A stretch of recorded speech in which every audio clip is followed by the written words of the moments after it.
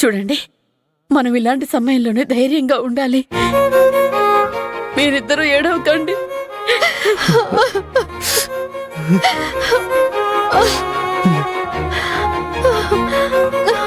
సీతమ్మ, నాకేదో అవుతుంది సీతమ్మ.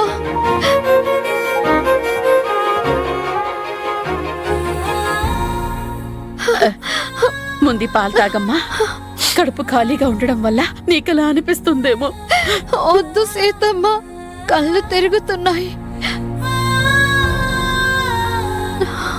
సరే, నువ్వు కాసేపు రెస్ట్ తీసుకో, పడుకో. అది సరిగా జాగ్రత్త.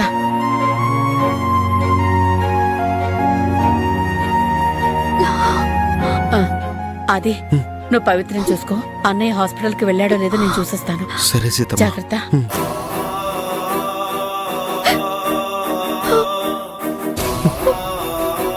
పవి, బాధపడకు పవి.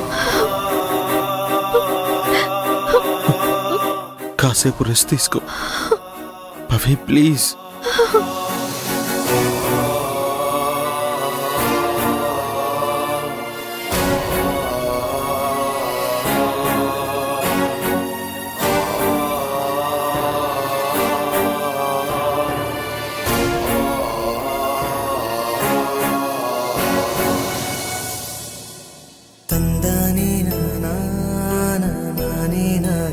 సీతమ్మ, పవిత్రకి ఇప్పుడు ఎలా ఉంది?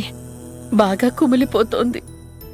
తన కళ్ళ ముందే అరవింద్ పైనుంచి పడేసరికి షాకులో ఉంది. ఆ బాధని అస్సలు కంట్రోల్ చేసుకోలేకపోతోంది. నేను మిమ్మల్ని ఒకటే కోరుకుంటున్నాను, పవిత్ర మానసిక పరిస్థితి అస్సలు బాగోలేదు.